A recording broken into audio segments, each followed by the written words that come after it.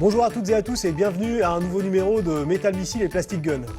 Aujourd'hui, comme vous pouvez le constater, la mini-saga de Gear Fighter Dendo se poursuit avec le Night Gear Oga. Donc la boîte, à dominante grise cette fois, mais elle aussi avec une image faite par ordinateur du robot, donc qui indique ses possibilités, le drive kick, le drive punch et le roller drive.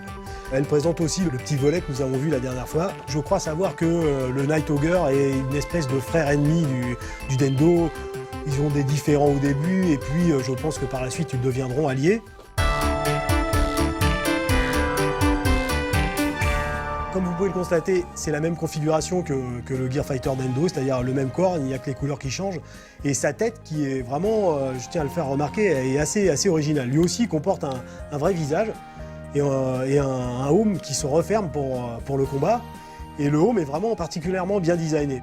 Donc comme nous l'avons vu précédemment avec le Gear Fighter Dendo, nous savons que les deux Gear Fighters sont équipés d'un moteur qui leur permet d'accomplir d'incroyables prouesses qu'on va juste revoir pour le plaisir là tout de suite. J'appuie sur le bouton magique, hop, voilà. Et de nouveau il exécute un fort beau balayage ma foi, de manière à saper le fondement de la force des combattants ennemis, à savoir les jambes. Le Night Ogre peut lui aussi bénéficier des avantages apportés par les robots géants animaux divins, à savoir les Data Weapons. Donc voici le Data Weapon 2, qui est le Viper Whip, qui, comme son nom l'indique, est un fouet à tête de vipère. Voyons l'objet, les accessoires et la partie roulante que nous avons vue lors des émissions précédentes qui permet de donner une assise au jouet. Voilà, nous avons vu le Viper Whip dans sa position mobile. Ensuite, on le démonte pour le monter sur le bras du Night Ogre. Alors comme vous pouvez le constater, le Viper Whip est une tête de serpent, peut-être même une tête de cobra, enfin, en tout cas d'aspect, il est redoutable. Donc on le fixe ici, sur le bras du Night Ogre, on déclipse la tête, on prend la partie fouet, puisque whip signifie fouet en anglais, et oui. Et ensuite on fixe la tête du serpent au bout. Et on appuie sur le bouton. Voilà, le fouet fouette avec violence. Je suppose que dans la série, il doit non seulement lacérer l'adversaire, mais aussi lui envoyer de bonnes décharges électriques. Donc voici pour le Viper Whip. Il y a une version encore plus convaincante, c'est-à-dire qu'on enlève la tête du Viper Whip et à la place, il est possible de fixer la masse d'armes que vous voyez ici. Au cas où il y aurait eu encore des doutes à ce stade, il n'y a plus, dirais-je, aucun doute sur les désirs du Night Ogre à l'égard de son éventuelle opposition. Je vais te fracasser le crâne à coup de masse. Voilà, ça tourne, c'est fabuleux. C'est fabuleux, voilà.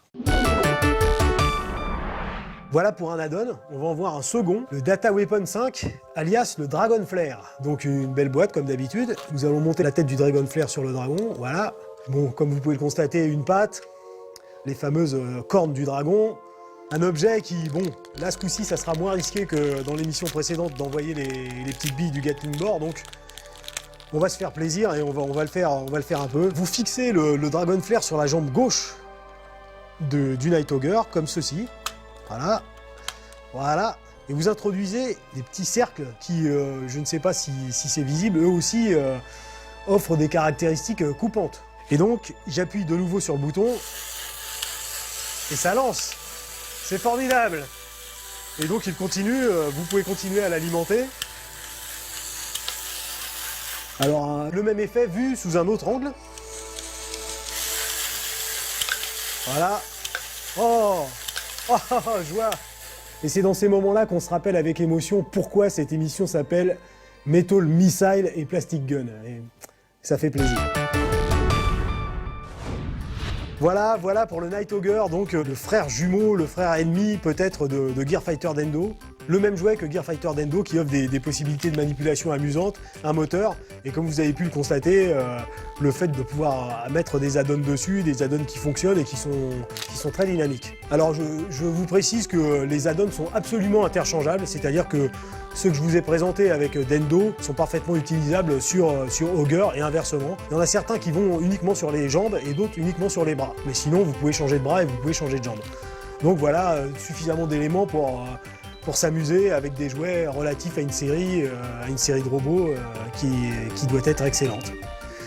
Voilà, une fois de plus, enthousiasme, passion, amusement. Les jouets sont quelque chose de beaucoup trop sérieux pour être confiés aux enfants.